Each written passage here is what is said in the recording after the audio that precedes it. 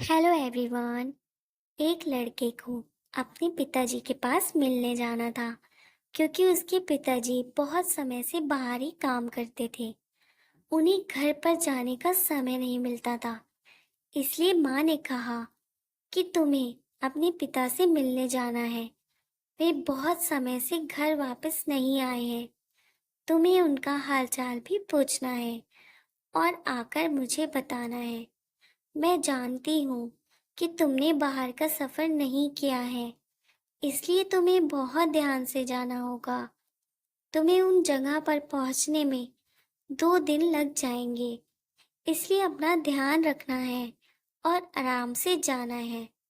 लड़के ने कहा कि आप चिंता ना करें, मैं आराम से चला जाऊंगा। माँ ने कहा कि जब तुम पहले कभी नहीं गए हो, इसलिए चिंता तो होती ही है। मैंने तुम्हारे खाने की कुछ चीजें रख दी हैं और कुछ पैसे भी रखे हैं जो तुम्हारे काम आएंगे। ध्यान से जाना और आराम से वापस आना। रास्ते में किसी से ज्यादा बात नहीं करनी है, किसी को कुछ भी बताना नहीं है। कोई पूछे भी तो कह देना कि मैं पास से ही आया हूँ। तुम्हारे पास क्या है, किसी को भी बताने की जरूरत नहीं है, इसलिए इन सभी बातों का ध्यान रखना। उसके बाद लड़का अपने सफर पर चला जाता है। उस समय में ऊंट गाड़ी चलती थी। उस लड़के ने पूछा कि मुझे यहाँ पर जाना है, तुम चल सकते हो? उसने कहा कि बैठ जाओ, अभी बहुत समय लग जाएगा क्योंकि ये जगह 2 दिन का सफर लेती है।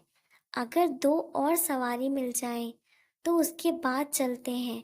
कुछ देर बाद 2 सवारी और मिल गई और वह ऊंट गाड़ी को लेकर चल दिया था।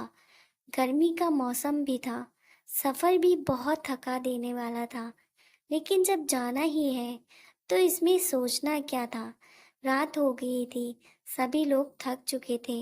ऊंट गाड़ी वाले ने कहा कि अब हम कुछ देर आराम करेंगे, अगर कुछ लेना है तो यहाँ से ले सकते हो।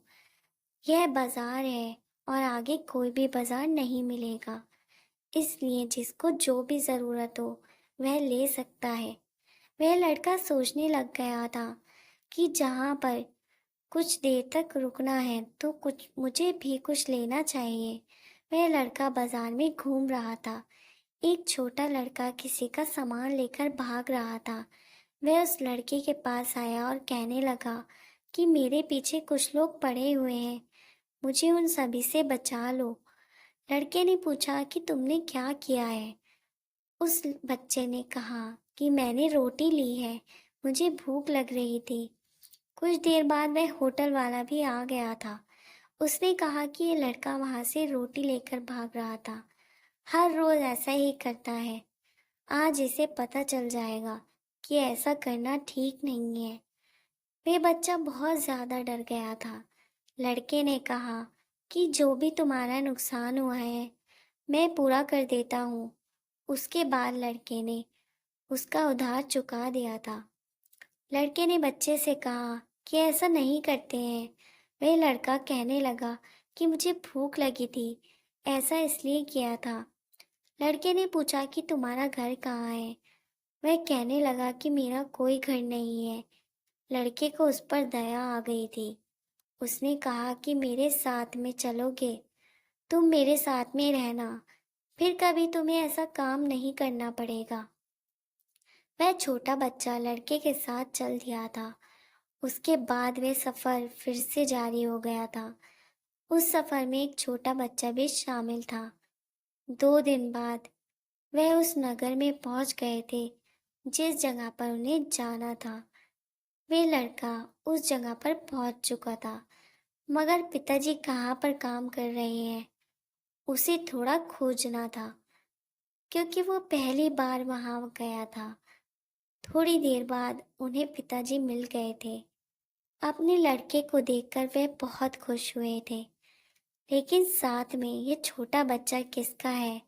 पिताजी ने ये पूछा। तो लड़के ने बताया किस तरह वह इस छोटे बच्चे से मिला था। जब पिताजी को ये सब पता चला तो वे बहुत खुश हुए क्योंकि उनके बेटे ने किसी की मदद की थी। दुनिया में मदद करना बहुत अच्छी बात है। पिताजी ने कहा कि इसे हमेशा अपने साथ रखना और इसे भी काम सिखा देना, जिससे वह ये जीवन में कभी ऐसा काम ना करे, जिससे उसे परेशानी का सामना करना ना पड़े। लड़का वहां पर एक दिन रुकने के बाद चलने वाला था। जो सामान वह लाया था अपने पिताजी को दिया और कहा कि आप जल्दी ही घर आ जाना। माँ ने कहा है कि इस बार बहुत समय हो गया आपको, आप घर नहीं आए हैं। पिताजी ने कहा कि यहाँ पर इतना काम होता है कि यहाँ से निकलना नहीं जाता, लेकिन कुछ दिन में घर जरूर आऊंगा। उसके बाद लड़का वापस चला गया था। दोनों साथ में ही घर जाने लगे थे। जब 2 दिन बाद वह घर पहुंचा तो माँ ने भी यही पूछा कि यह बच्चा किसका है। लड़के ने पूरी बात माँ को बताई। उसके बाद माँ ने कहा कि यह अब से यहीं रहेगा और तुम्हारा छोटा भाई है, इसलिए इसका ध्यान भी तुम्हें ही रखना होगा। लड़के ने कहा कि आप चिंता ना करें, हम साथ में रहेंगे। माँ को अब लग रहा था कि हमारा लड़का अब बड़ा हो चुका है, वह सभी बातों को अच्छे से समझ रहा है।